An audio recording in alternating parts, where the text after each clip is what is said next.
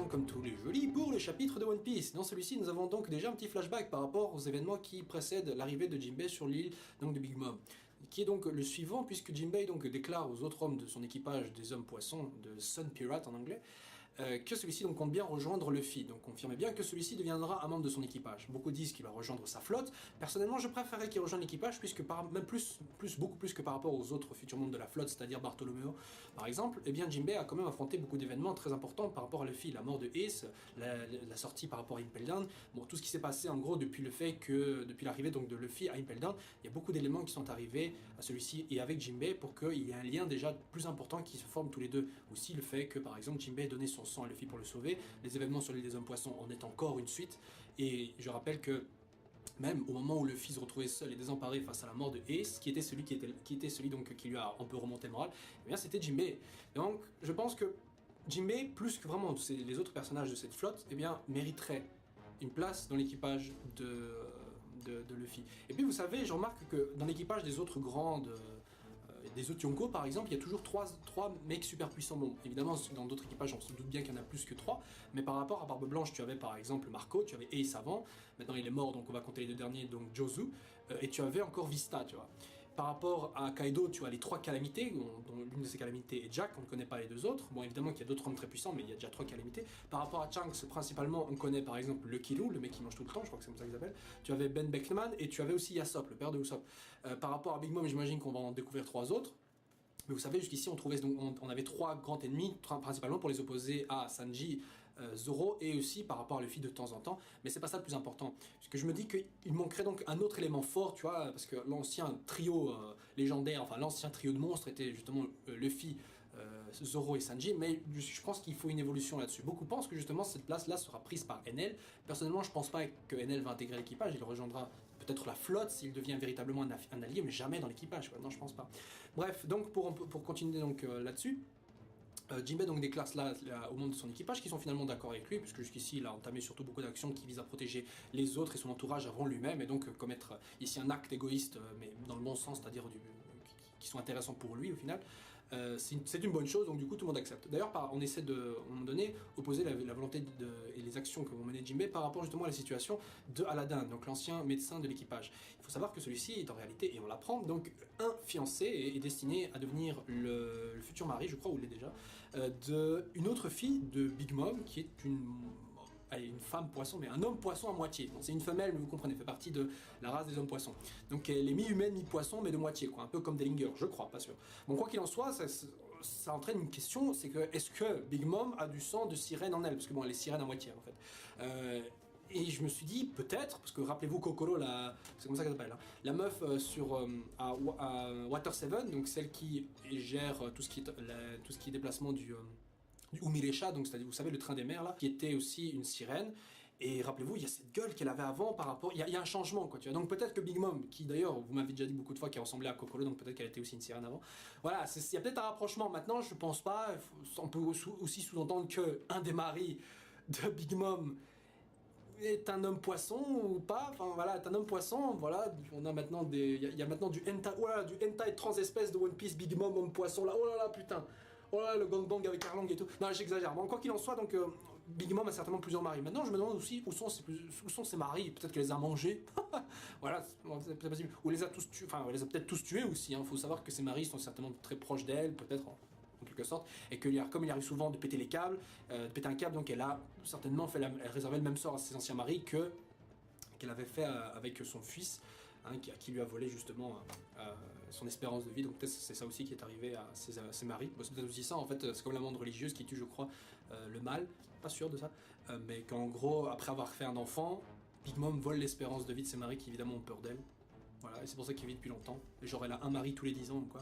Voilà, je ne sais pas.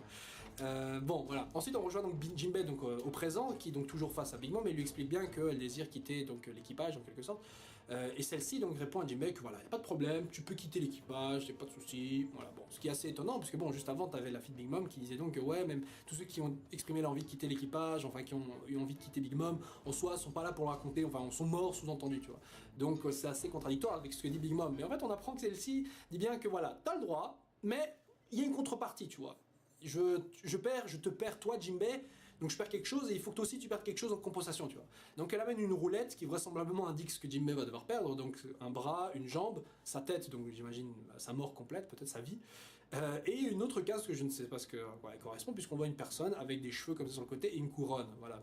Directement j'ai pensé à un roi, mais quoi un roi? Est-ce que ça sous-entendrait que peut-être le roi de Jinbei, ce qui renvoie peut-être à Neptune, donc le roi de l'île d'un poisson va peut-être mourir, donc c'est pas Jinbei qui perd quelque chose, enfin c'est pas directement Jinbei qui perd quelque chose, mais c'est son entourage qui souffre, tu vois. Ce qui sous-entend qu'au final, peu importe les résultats, ceux qui veulent quitter Big Mom en général soit meurent, soit décident de pas quitter parce que soit son entourage, l'entourage donc risque de souffrir ou lui-même de mourir puisqu'il risque de perdre sa tête. Donc les gens n'ont au final jamais quitté jamais quitté Big Mom, ou alors ont eu trop peur ou sont morts, tu vois. Et puis je me dis que ça correspondrait bien à Big Mom de vouloir par exemple cibler l'entourage de Jinbei, puisque rappelons-le, elle a aussi menacé elle a fait transmettre le message que si Sanji par exemple refusait voilà, d'aller rejoindre donc Big Mom pour le mariage, et bien que les gens du Barassi ou les gens du Barati, et les gens de l'île des Okama, donc l'île des Travelots, voilà, c'est des endroits qui auraient pu, on va dire, payer pour Sanji. Et de ce fait-là, justement, on s'est dit que Big Mom avait un réseau évidemment très, très développé qui lui permettait de savoir énormément de choses sur les personnes qui l'intéressent. Donc pour Jinbei, ça revient au même. En gros, elle est très au courant évidemment que, bon ça c'est pas vraiment un secret, mais qu'elle pourrait s'attaquer à l'entourage de Jinbei de la même manière qu'elle a menacé Sanji. Voilà, c'est plus ou moins ça je pense. Donc on ne sait pas trop quel est le résultat. Ensuite on rejoint donc Luffy et les autres qui se retrouvent dans une mer, donc qui sont sur le point d'arriver à Whole Cake Island, mais ils se retrouvent dans une mer donc qui est composée de sirop, ce qui fait que la nuit le sirop durci devient un peu dur je crois, et que c'est pour ça que durant le soir ils sont en train donc d'essayer de brûler ou de creuser pour laisser passer évidemment le Thousand Sunny. Entre temps on a une discussion donc après que ceux-ci ont combattu des fourmis, voilà, bon ils sont là, les fourmis qui sont endormies ou sont, voilà je sais pas, je crois que c'est par rapport à Brook qui peut jouer de la musique pour endormir les personnes, mais bon sur ce coup là ça passe limite comme un vrai pouvoir alors que c'est juste le talent de Brook je crois, de musicien, mais bon ça reste à voir. Donc entre temps tu apprends quelque chose vite fait par rapport donc, à Pedro qui est donc vraiment un ancien pirate en fait, il accompagnait Nekomamushi et Inuarashi avec Becomes entre temps aussi, qui était donc là à la base pour retrouver un poneglyphe, vraisemblablement le poneglyphe qu'avait Big Mom justement sur son territoire, et pas le poneglyphe qu'a trouvé aussi Jinbei. Donc ils étaient en train de chercher vraisemblablement donc le road poneglyphe que possède Big Mom. Donc comme quoi elle était là depuis très longtemps, ça s'est passé, voilà, je sais pas exactement quand ça s'est passé, mais en tout cas à l'époque Beckham s'est donc été avec eux, et j'imagine que suite à cette expédition qui justement s'est arrêtée là, Beckham s'est allé rejoindre Big Mom, pour une raison ou une autre, ce qui explique justement que Pedro connaît un peu le coin, tu vois. Donc on aura certainement un flashback par rapport à ce qui s'est passé, pourquoi Beckham donc est allé rejoindre Big Mom de ce côté-là. Bon, elle explique bien aussi que la dernière fois, par exemple, qu'ils ont montré le Road Poneglyph, c'était il y a 26 ans je crois à Roger, et que voilà, ils voyaient qu'il y avait une étrange ressemblance évidemment avec l'équipage de Roger et l'équipage de Luffy, ce qui explique pourquoi Nekomamushi et Inuarashi donc ont montré justement le Road Poneglyph qu'ils possédaient eux à Luffy. Et donc il suggère, mais bon ça Robin l'avait déjà fait, à Luffy de vraisemblablement profiter, et vraiment profiter de l'occasion de sauver Sanji pour aussi mettre la main sur le Road Poneglyph pendant que mes voisins font beaucoup de bruit, donc de mettre la main sur le Road Poneglyph que dispose Big Mom, ce qui sous-entend vraiment qu'on aura en parallèle du sauvetage de Sanji, on aura aussi la récupération et le vol peut-être du Road Poneglyph. Maintenant, forcément on n'est pas obligé de déplacer le truc vu que c'est un grand truc, hein, ils vont pas le porter sur le dos, ils peuvent très bien faire une photo, limite un dessin, bon ça c'est un peu exagéré, mais ils peuvent faire une photo, voilà, je sais pas comment, mais ils peuvent en faire une, donc pas franchement besoin de voler en lui-même le Road Poneglyph, ce qui fait aussi que ce sera plus discret vu que le truc est là. Donc on aura vraiment ce truc là qui va se passer avec Pedro qui veut se charger personnellement de cela, donc peut-être va-t-il mourir, allez, un sacrifice. Et Pecoms donc qui vient pour évidemment aider son ancien brother. Bref, donc l'équipage poursuit donc sa route, et justement et c'est ça qui m'intéressait le plus, t'as un petit dialogue, un petit passage avec Brook qui pendant toute explication de Pedro dit bien que, enfin il reste assez silencieux, tu vois, il dit rien contrairement aux autres qui sont là, alors que bon, Brook c'est un squelette donc franchement tu peux pas avoir non plus la surprise dans son regard, c'est sûr, mais à un moment donné il dit bien que voilà, en parlant de Luffy, voilà, notre capitaine a vraiment ce genre de destin, il est vraiment du genre à avoir un destin, voilà, en particulier, voilà, bon, c'est un sujet qui a été relevé plusieurs fois, mais fait référence au fait que Luffy a vraiment de la chance de profiter par exemple du fait de sauver Sanji pour récupérer le Road Poneglyph, et aussi le fait que son équipage arrive souvent à s'attirer les faveurs des autres, hein. C'est un peu comme ce que disait Mihawk par rapport au fait que les gens qui entourent Luffy deviennent rapidement ses alliés. C'est une question de destin, le fait que Luffy se fasse sauver à Lockdown avant de se faire buter par par Baggy, putain. Voilà, question du destin. Mais juste après, il dit lui-même que voilà, je suis plus ou moins. Il dit bien, donc, toujours en se comparant à Luffy, qu'il est comme lui, en fait, qu'il a aussi ce type de destin, qu'il a aussi cette sorte de chance, on va dire. Et je me dis pourquoi il dit ça. Pourquoi se compare-t-il à Luffy dans le sens il lui arrive les choses qui doivent lui arriver comme par chance, tu vois. Est-ce que ce serait peut-être parce que Brook, voilà, c'est un squelette, il a vécu longtemps, hein, entre-temps, il en connaît des choses. Enfin, il a vécu il a longtemps de son vivant, il en connaît des choses, il en connaît des choses. Et même par rapport au Vinsmoke, celui-ci était au courant déjà que c'était des assassins, mais je me demande s'il n'y a pas un lien avec les gens qui ont tué son équipage. Parce que son équipage, si je me souviens bien, mais ça putain ça remonte très loin maintenant, que son équipage a été tué, on ne sait pas exactement par qui, on peut comprendre que c'est par rapport à une bête bataille, mais que son équipage a été tué. Je crois que c'était par rapport à du poison, pas sûr. Mais qu'il a été tué. Donc est-ce qu'il y a un rapport aussi avec les Vinsmoke? Est-ce que Brook dit bien que si il a un peu de chance comme son capitaine, c'est parce que justement le destin l'a fait en sorte de le confronter à justement les Vinsmoke qui sont responsables du destin, enfin ce qui est arrivé, parce qu'en soit Brook est mort sans son fruit du démon, voilà, il serait vraiment mort. Mais qu'il a de la chance justement de pouvoir maintenant se confronter au Vinsmoke. Est-ce que c'est quelque chose, c'est un lien avec cela? Est-ce que le père de Sanji est aussi celui qui était là? Parce qu'on ça remonte à très loin, donc le truc, donc où était-ce le père du Sanji? Voilà, je ne sais pas jusqu'à quand ça remonte, mais qu'il y a un lien peut-être avec les Vinsmoke, qu'est-ce qui arrive à Brook? Est-ce que l'arc de Big Mom est justement un arc qui va permettre à Brook d'être mis en avant? Parce que vraiment c'est celui qui était le moins mis en avant. Bon, c'est vrai qu'il y avait l'arc de Thriller Bark, ok, mais entre-temps le personnage n'a pas eu véritablement de grande attention. Je veux dire, même Frankie, on s'est attardé un peu plus sur lui. Mais bon, lui, il est beaucoup plus lié à l'histoire que les autres, tu vois, par rapport à l'Euro Jackson, par rapport à Pluton, beaucoup de choses. Mais Brook, voilà, je sais bien, vous allez me dire, Nami aussi, en soi, elle n'a pas non plus de véritable lien avec l'histoire générale de One Piece, mais bon, elle est là depuis longtemps, elle a eu son rôle, c'est la navigatrice et tout. Donc, je trouvais dommage que Brook n'ait pas eu de véritable importance jusqu'ici, et maintenant, peut-être que c'est l'occasion. Surtout que je vous avais dit que peut-être le pouvoir de Brook lui permettait d'être un peu insensible au pouvoir de Big Mom.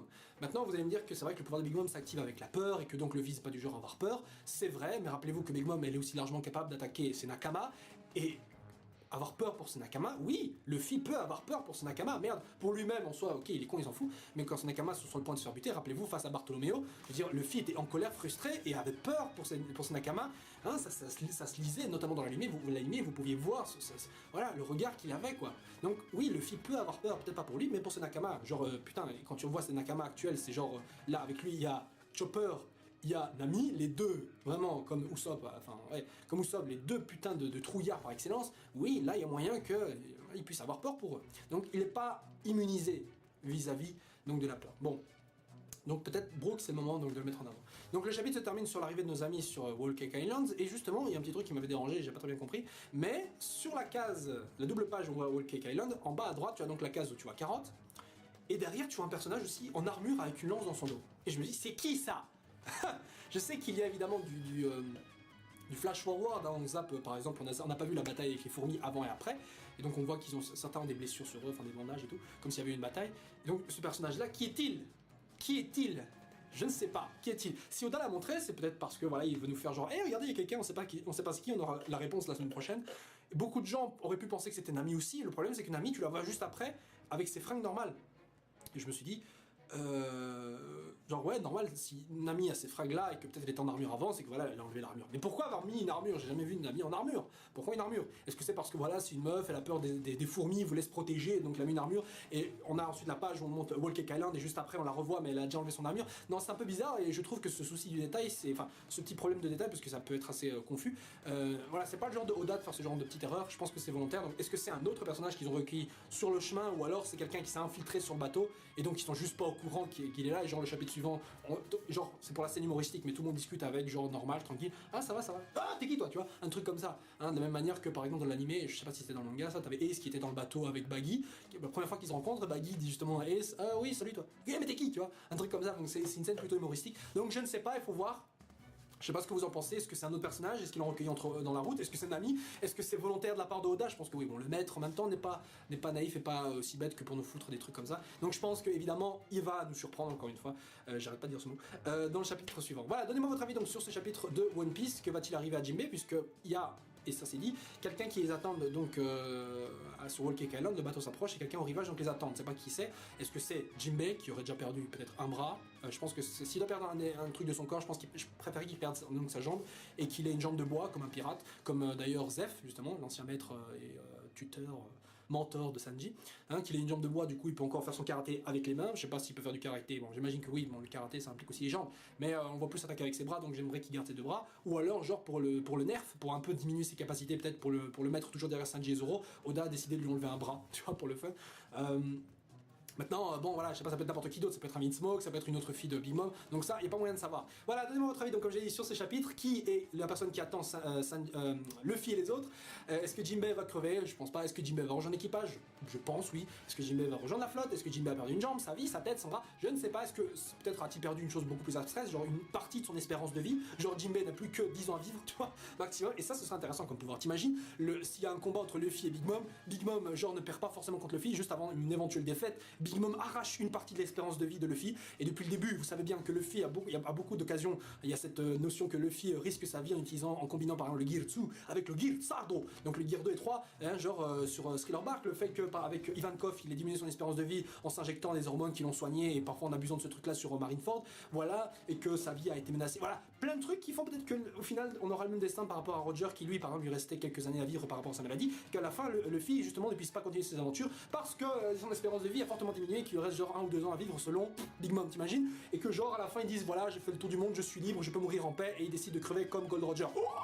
Enfin, Goldie Roger. Voilà, excusez-moi, j'exagère un peu. Voilà, c'était ce que je pensais par rapport au chapitre. N'hésitez donc pas à mettre un éventuel like sur ces vidéos et on se retrouve la semaine prochaine. Voilà, ciao ciao. Passez une agréable journée et de bons examens encore pour ceux qui en ont toujours.